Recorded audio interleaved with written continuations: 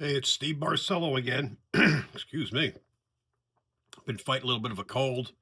Uh, for those of you guys that follow me, I appreciate all the sympathy messages and stuff about my dad passing away. Today is Sunday.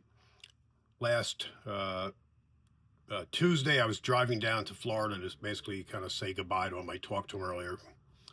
He wasn't really coherent at that point, but I figured let me go down and just kind of like, see him and kind of like say like, hey, Dad, you can let go and that sort of thing. And well, he decided to let go while I was on the road. So anyway, he lived to 98 years old. He did a lot of crazy stuff in his life. He switched gears and careers. He's a character. He's a good guy, and he'll be missed greatly. And I feel very bad for his wife Cheryl. I talked to her today, and she's still going through obviously all the process of just dealing with the funeral, burial, all the stuff. He's ex-military too, so dealing with that stuff. And I was telling her, I said, be prepared when you get done with all this. You're gonna come back to the house, and it's gonna be you and the dog. It's gonna be rough, but we'll do our best to make sure we're there for her and help out and stuff. That being said, I'm gonna move on. I'll probably do another short video when I probably get together with some family at the funeral. Hopefully something a little light and entertaining about it. But thanks everyone. A lot of people reached out. Uh, I mean, I think it's a really good way the way he passed. Being home with his wife, passing at home, not at a nursing home or a hospital. And I think he was relatively comfortable. I mean, and Cheryl's playing his music. He loved opera and all that sort of stuff and movies that he liked. So, all positive things he was listening to. All right, I'm going to talk a little bit more about LISK, long-around serial killer. Can't even talk today. And I haven't put out a video in a couple of days because of all the craziness going on. And I've been sick, and as you can hear, I still got a little bit of it. So if my voice kicks out, I apologize. Today I want to talk about, so I'm going to talk, like I said, I'm doing these videos that kind of going to be little stories about chapters almost. It's really kind of information for you guys. I was there. These are things I actually dealt with, people I dealt with. And today I'm going to be talking about Joe Brewer. Joe is quite a character. Speaking of characters, Joe Brewer lived in West Islip. His family grew up in the area. I met Joe well before I was even working as a journalist at Daily News. Just a character in the neighborhood. I was actually helping a friend of mine who was moving into a new building, a bar on, I can't think of the name of the road now, Udall Road on West Islip there, which is kind of like their main street. They don't really have a downtown main street.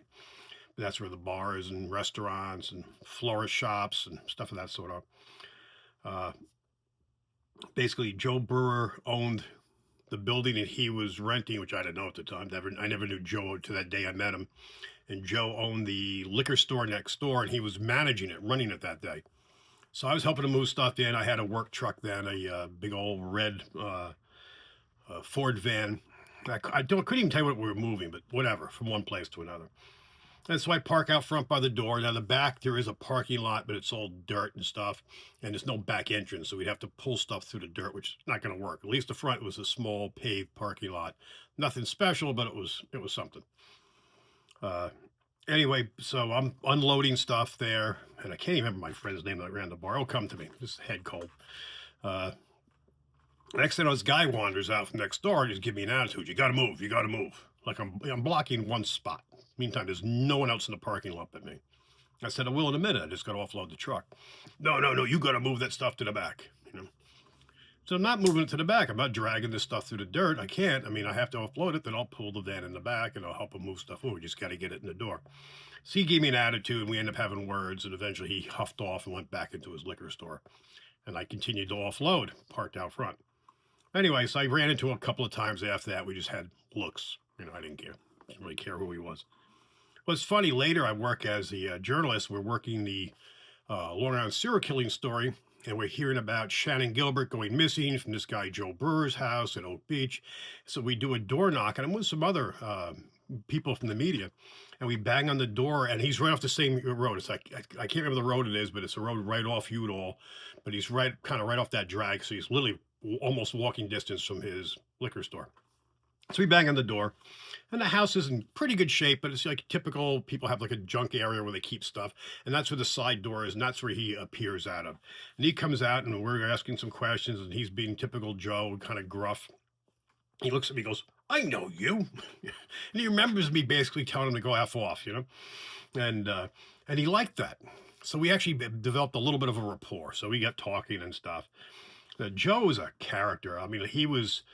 One minute he's like being a tough guy with you. Like, what do you say? You record me? You record me? I mean, you have video cameras. And then next minute he's, telling you an off-color joke, especially for the subject we're on there. And then 2 minutes later, he's like crying. I mean, he's this emotional mess, roller coaster.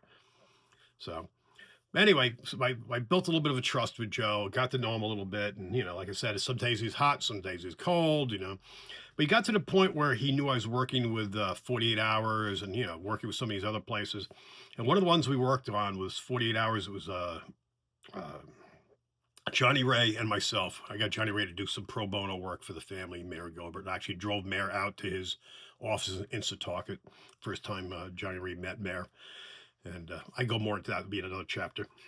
But anyway, so he was interested in the fact we're out there reenacting these things, actually doing the walk that she did. And then we did the walk we believe she ended up, or they claim she did, out into the swamp area behind Dr. Hackett's house. And we're proving that it was quite doable. Same time of the year, title about the same. It was a little swampy, but you could walk it. Occasionally I had these big rubber yellow shoes on, rubber boots, which I should have just left my regular work shoes on or something. And one of those would get a little, kind of like start to slide off, and I had to pull it up. And I'm carrying a video camera on one shoulder, a still camera around my neck. I was wearing a Tyvek purely for ticks. I just didn't want to get ticks on me. And so I look like a big Q-tip out there. But we were moving around, and we had 48 Hours had their camera people there. Johnny Ray's there. His wife's there. He had an assistant, and we were doing yelling to see how you could hear someone calling for help. And then where her body was found at that time of the day, we could show that she was so close to the road because they were saying she was drawn to the streetlights like a moth, and bullshit.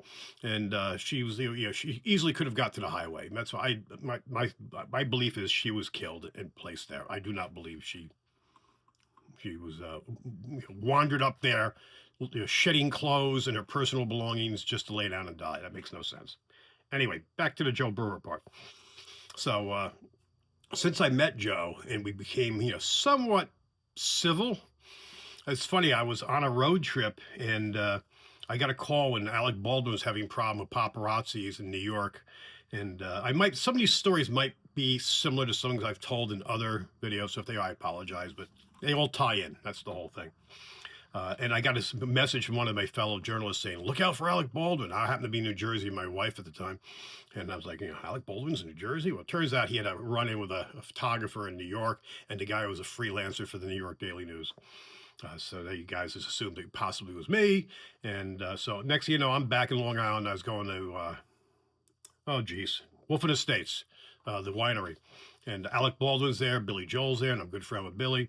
And as I'm walking across the grass to get out there, I had one of the women from the Channel 12 News who was going there, did this celebrity stuff. And my phone rings. It's Joe Brewer. I show her, go, "Look who's calling." She goes, "Joe calls you? Oh my God, So Joe basically reaches out and he goes, "There's 48 Hours did another part." I said, "Yeah, I told you we worked that piece. It was, the second part of the 48 Hour special." And he goes, "They say they got new stuff." I said, "Joe, I don't know what to tell you. Well, I can tell you what little bit happened with us, but of course, Joe's worried about where he was and involved. This is why people like this would reach out to someone like me.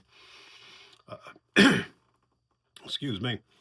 And so I continue up to the gate, and I get up there. Of course, they stop me. They know I'm Daily News. They go, "Listen, Steve, we can't let you in. Alex Baldwin's here. His issue with the Daily News." I said, "It has nothing to do with me. Apologize. Try to keep my voice going. So they said, "Billy Joel's in there. Talk to Billy."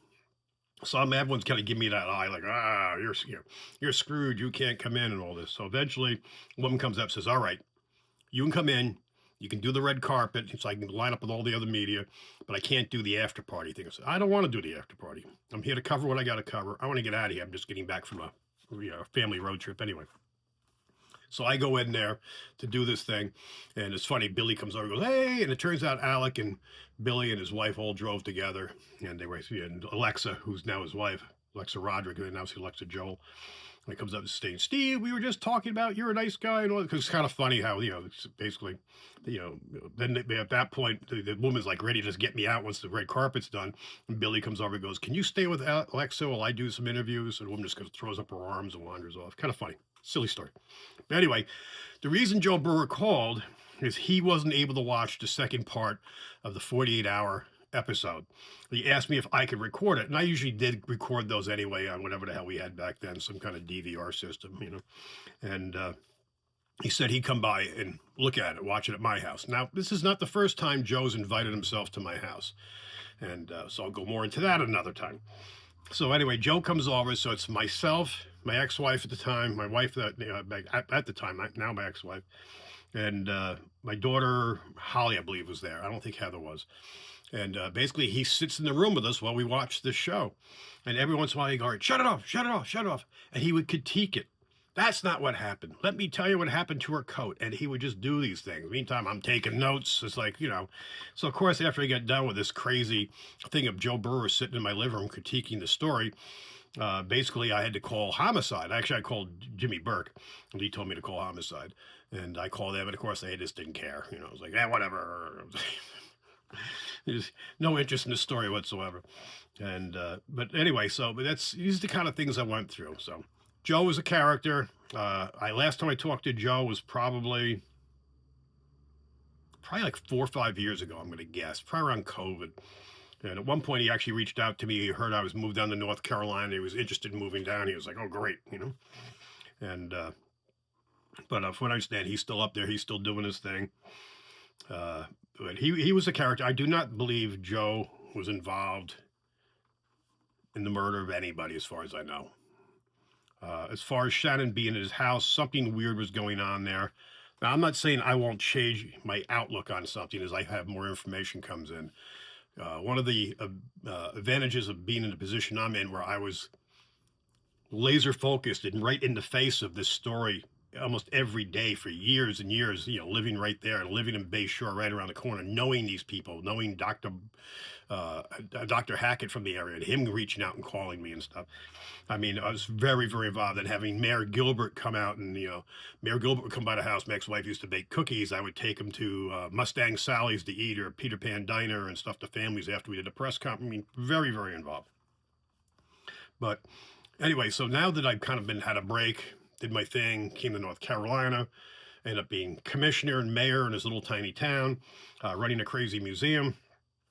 I still do a lot of little things, a lot of investigating and stuff I want. But now I've never walked away from this story. And now I have actually a storyboard in the back. I'm working with someone else on looks like a book. And in the process of still doing this, I always looking into it. Anytime something happened, like when Jimmy Burke got rearrested, I got phone calls with half a dozen people right away.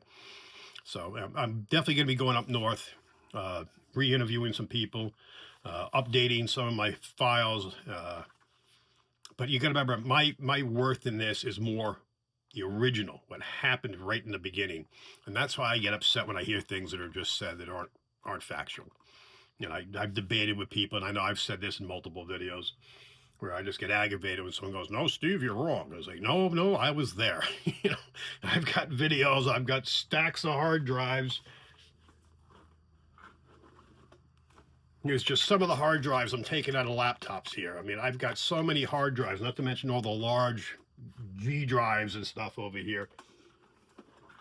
I have so much, excuse me, information and data, and then I look at things and go, holy jeez, I totally forgot that. Just like having to photograph Shannan Gilbert's notebook. Her mom, Mayor Gilbert, had me photograph in the parking lot. This is all well before her body was found. And I was being interviewed by Twisted Sisters, and I was actually using this laptop here, the old iMac, and there's the file still on it. It says SG book, Shannan Gilbert book, and I didn't know what it was. I click it up and go, holy jeez, I forgot I even had this. So, and that's a whole other story, sending that to the police, them losing it, and twice. Then I find out they're passing it out to members of the media like chiclets, you know. Anyway, that's not what it was for. You know, no good deed goes unpunished. So basically, Shannon's at Joe Brewer's house for this party, as I was told in the beginning. And Joe told me he loved the party, he loved the pros, and he was big into whatever recreational. I think he liked to drink. I don't think he was a heavy drinker. I think he's more into some nose candy and things of that sort. Can't say for sure, you know, but I know he liked Viagra. He was always talking about Viagra. And so basically that was, you know, his recreational bag of goodies he used for this. But he talked about loving a pro and bringing these pros out. Now, he was not the most pleasant guy in the world. I mean, I don't think he was charming to anyone, although I think he thought he was a ladies' man. But anyway, I do not believe personally he had it in him or even the ability to be a serial killer, just to be that organized and not screw up and, you know, stuff. And like, I mean, I think he was just the kind of a guy into a party atmosphere, kinky party atmosphere, stuff of that sort. And but now his ties with the community at Oak Beach and Dr. Hackett, yeah, now we got two guys claiming they don't know each other. How's that? I mean, they have to know each other. So this is where things become very questionable, just like Dr. Hackett saying he never made the phone call to Mayor Gilbert, and everyone backtracking and peddling and stuff. You know, between that and the police just dropping the ball in a big way, it just became the perfect storm for a serial killer to get away with things. Now, the big thing, I argue about this all the time, saying that they were out looking for Shannan Gilbert, and that's how they found the first bodies. They were not looking for Shannan Gilbert. First of all, the dogs, cadaver dogs, Malaya and dog Blue, they're all the way down by Gilgo. And I wish I had a map here, but you got Oak Beach over here, stretch Ocean Parkway, and then miles down the road is Gilgo and this other community on the bay side. And that's where they were doing the exercise. That's where they found the first body. They went back and then found more bodies. And eventually they started to look all over. But it took forever for us to get them to even look behind Dr. Hackett's house. And when they did, found her personal belongings, and then 7 days later found her skeletal remains. So I know these videos tend to go longer than I should, but I'm just putting little bits and pieces out. I'm going to compile this into one long one. This is to help me get my thoughts straight, get these files together. I have stacks of stuff. I'm a visual guy, so it helps me to talk it out. So, but anyway, but behind that, it's just, you know, I think there was definitely something played out in Oak Beach. Now, what we know now or don't know is skeptical. We have a lot of disinformation out there. I think Dr. Hackett had a role in her disappearance. Am I saying he's a serial killer? No. I mean, but could he have something to do with what happened to her? Possibly. I mean, who knows? I mean, I think we have to look at him and the situation there better, and anyone else in the area. Who else had the contact with her after Barbara Brennan? Now, I was told Barbara Brennan called Peter Hackett. And that's when Peter Hackett first saw Shannan. And I dealt with Peter a lot. He was an easygoing guy. He had that FM voice. He's a doctor. He's an educated guy. Where Joe Brewer's kind of like, kind of up in your face. And, you know, I can't see her feeling comfortable with Joe as much as she would, like, after that scene, going to someone like Peter Hackett and feeling, you know, comfortable to acquiesce to his demands, you know, especially if he claimed he gave her a sedative to Mayor Gilbert, and if she was possibly already on something. Now, there's a debate whether she was bipolar. Now, Mayor Gilbert told me she was bipolar. I'm sure of that.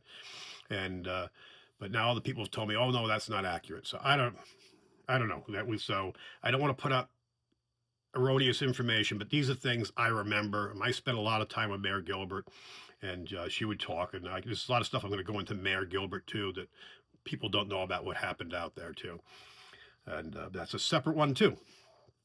Today is mostly what happened behind Joe Brewer's house, what was going on there. And so basically Joe Brewer was throwing this party, a professional was there. In this case, it was Shannan Gilbert. Something went awry. Now, there was rumors in the beginning that I wasn't told this, but I heard it secondhand, so I have to take it with it, that there was some creepy videos being played, sex videos, that made her feel uncomfortable. Maybe something with S&M, something of that sort. I don't want to get any deeper, but I can't confirm, but I do remember that was a rumor that went around in the beginning. Uh, After that, I don't know. And then something scared her, freaked her out. She made the 911 phone call, which is what, 23 minutes. And then she runs out the door, falls down the stairs. Apparently, that's where she drops her jacket, going by Joe Brewer. And he basically lets it sit there for days and eventually picks it up. Then he told us at the house that he threw it away. Later, the police said they had it. So I don't know. Two conflicting stories there, too. She runs down the road, bangs on Gus Coletti's door. Gus Coletti happens to be up at a wee hour of the night because he's getting ready to go upstate New York for a car show. So he was telling me how he just got done shaving and all this, and he was a character too. His story changed a little bit too. So we have people confused. I think it's more just because he was an older guy, but he did do some other stuff. He got in trouble for selling fireworks and his shed blew up. So everywhere. I mean, the whole, it was this, you can't invent this place, the stuff that happens there. And like, I'm leaving out some really juicy things that are going to go in the book. I'm not trying to give up too many things. I know a lot of really crazy stuff. So she runs from Gus's house after Pack pulls up. That's her driver. Apparently, Gus goes out and talks to him and says, now everyone has their personal things now, what they've got, what they remember. And again, remember, I was there from the very beginning.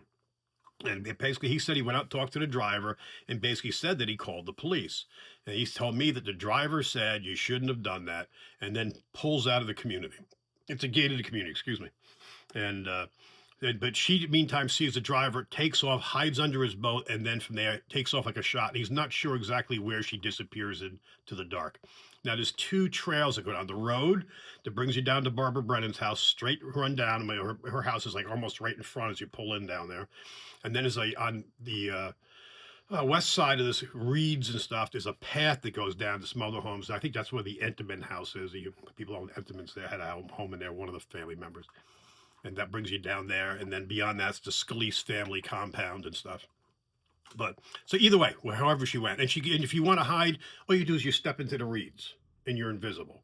I mean, I grew up on Long Island. We used to go play at Gardner's Park. I mean, for people to say these swamps are impassable, we played in them. Literally, we ran around. Sometimes you had to go dig a shoe out if you stepped in the wrong spot, But none of us ever got trapped. We never lost anybody. Anyway, so at this point, she bangs on Barbara Brennan's house. Barbara Brennan doesn't answer the door. She calls 911. So now you've got at least three besides Shannan, Barbara Brennan, and you've got, I'm forgetting his name now. I have 3 phone calls being made to 911. So, I mean, the fact the police can't figure out what's going on, and this shows you what a shambles the whole thing was. At this point, officially, she kind of vanishes. Like I said, going back, I was told back then, this is when things were fresh, and we had no idea this story was going to be a huge story, and there's going to be all these bodies found and stuff. And then at this point, we had no idea if Shannon was alive or not. And the police are telling us, oh, she's alive, sex workers. She's probably in Vegas or Atlantic City. And this is her telling her mom. So they weren't looking for her.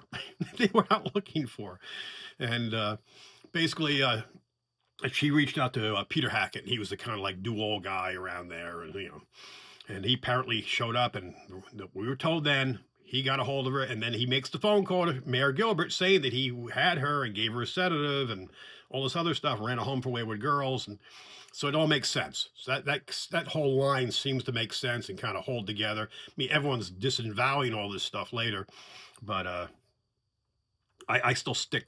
To me, that made sense in my mind. Talking to people, me interviewing Peter Hackett, standing on the jetty in front of his house, and him pointing out to the water and saying, "Last time I saw her, she was going that way," implying that I've still got the cold thing, that she went into the water and drowned herself. Or you got to remember that's where the bridges are, right out there, just behind, going out to actually Fire Island itself. So if she would, that's rough waters. If you can't swim and you don't like water, that's not the kind of water you wander into. It's not like you're going into the deep end of a pool slowly. I mean, this is rushing water. So it makes no sense. It always made me want to look behind Peter Hackett's house. He had a bridge that would fall down. We knew he liked to traverse the swamp. Actually, There were rumors that the last one of the people saw him collecting big iron plates that someone threw out by the garbage cans, the dumps up by sort of off the main gate. There was where they had their garbage pickup, and someone felt that he might have used those to submerge her body in the channels that are cut, mosquito channels. So, but apparently not. Just that was another. There's so many theories going on there. But we were always said like we felt like there's something going on behind his house, and sure as hell, personal belongings found, pristine condition. I happened to be with Mayor Gilbert in the parking lot when they were doing the search, and I remember her getting called over by someone from the police department. I don't remember who it was at the time, and they drive her off to go look at these, the stuff they found. So we're all the way down there. You got the parking lot where the OBI and everything used to be. You got this road that goes down and it goes into the community. And her body was found over here in the grassy stuff behind Dr. Hackett's house. I'm squeezing this in. And for the main thing, we'll do a proper map and everything. She comes back out, obviously shaken, and she's not supposed to tell anyone anything, but of course she comes and talks to me. And she tells me, like, it was Shannon stuff. She had her ballerina shoes, the shoes she was wearing. And if I remember correctly, that was leggings, wallet, money, phone, and I remember lip gloss. And I don't know what else. But she said these things were in pristine condition. They weren't there very long. Looked like they were just out for a day or so. And then 7 days later, they find her skeletal remains, not that much farther, a little farther north and east of where her personal belongings were. So it's like someone had this stuff. Things are getting hot now. Things are getting crazy, and like it's just a matter of time. They're going to really be searching the area, and they not even taking the chance to get this stuff out of the community. They just dump it out in the swamp behind their home or that area there. So, I mean, just if you add this all up, it says that whoever dealt with Shannon, whatever happened to her, happened right there. It's not like she was killed somewhere else and brought back to Oak Beach. It just doesn't make sense. So at least you got 3 or 4 names here. Gus Coletti, who I couldn't think of 2 seconds ago, head cold. You got Joe Brewer, Dr. Hackett, Barbara Brennan. I don't think had anything to do with it. But how many other people were called? How many other people in that community are called? There are some other names which I don't have right in front of me. And so we're going to do more of a deep dive on this. Like I said, this is just this story is a story just won't stop. Here we're just talking about one missing girl, Oak Beach, and I believe she is totally separate, which the police say too. They believe it's a totally separate incident from the murders that are taking place or took place, which they believe is allegedly Rex Harriman, the bodies that are along the Ocean Parkway. And so far between some of those bodies, and I get the list somewhere here, and some of the ones out in Manorville too. And that's just another story to go through because we had bit off on that one too. So like I said, this story has so many tangents on it. So basically, this is a story about Oak Beach, trying to clarify, and you can see there's a lot to this, and Joe Brewer. Everyone has their theories. I have mine from being there, literally working this story from day one, walking around totally green on this, not knowing any of these people except for Joe. Getting to meet family members, getting to know the personalities, and building a rapport with them. Mayor Gilbert used to reach out to me all the time when she came to town. She worked at Kmart up in Ellenville where she lived. Except when Joe Brewer calls her and says, I run a home for wayward girls and gave her a sedative and all this stuff. How did he get mom's number? That's a whole nother thing. Some people claim he got it from PAC. I believe he got it off the cell phone. Like even my mom's passed, but if anyone's had their mom in their phone, it says mom. It's generally the way most people are dad. That's the way most people put their parents into their phone. It's just kind of an easy thing. So, and for him to call her, and Shannon doesn't live with Mayor in Ellenville, New York. She lives with her boyfriend in New Jersey. So I mean, this is it just doesn't make sense to me. And if he got the information from PAC, you think he would have been a little more on top of things. And I don't think he would have said the things that he said. I mean, I think this was like spur of the moment. He was involving himself more into this, and I think he should have. But that too, now, if he's involving himself and he knew that she was already succumbed, that's kind of weird. That's really kind of odd. So that kind of gives you thought about that. That's for some of these other players that were possibly there that might have been with her that night too. But still, I still think whatever happened at Oak Beach and stayed at Oak Beach, much like Vegas. and I still think that can be cracked and can be figured out. But it was just handled so poorly, and like I said, nobody cared. Just nobody cared. And I've been working in some other stories now. I'm down in North Carolina, so I've been looking up similar stories now. Rex Heuermann has property in South Carolina, so I went down there, and I was kind of like, shaking the bushes and reaching out to people. And there's a couple other serial killers that are right in the along the shore here. I-95 is a hotbed for people going missing. So I'm kind of like checking things out there and see what I can find out. All right, I'm going to end it here. I'm already up at 30 minutes on this video. It's a lot more than I wanted to put up. Thanks for your wishes about my dad. I'm going to keep on doing these videos.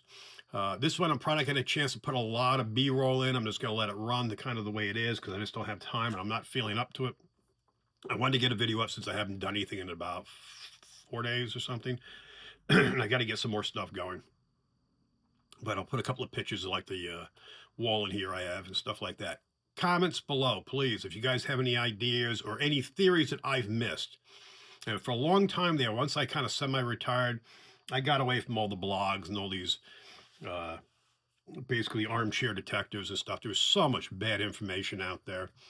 And it was just, and God forbid anyone said anything that they didn't like. It was like, you got attacked. And then, I'm calling the FBI. And it was like a bunch of crazy people out there. People had no idea what they were talking about except whatever they read online. Pushing falsehoods, inventing things. It was a mess. And those people now can thank themselves for really helping a murderer get away with what he was doing. They were helping cover if they, I don't think they were intentionally doing it, but that's literally what they were doing. So, got something worthwhile to give me, please do. I'm still in touch with a lot of people. I was just talking to Suffolk County Police just a week ago and just getting some information from them. So I haven't abandoned, or I don't burn my bridges behind me. I've been reaching out to some family members, just trying to keep everything going. And I apologize for me sounding and coughing here with this cold. Everyone be good to each other. It's a crazy world out there. Like I said, comment below, please. Like, subscribe, and share. We need to get this message out. This is going to be a long process. I think this is my 4th video I've done, and it's probably going to be at least 10 or 15 of these I have to put together. And then I have to kind of parlay these out along with all my data, double check dates and what facts we can have. And then I'm going to put this together, probably beginning in a documentary form, but I'm laying this out for a book. And I've never written a book, so it's totally different writing a few paragraphs for a story and throwing some photos or video in to writing a book that's going to hold someone's interest. And this story is going to hold someone's interest, trust me. I've got some really crazy stuff to tell. Thanks for watching again. Talk to you soon.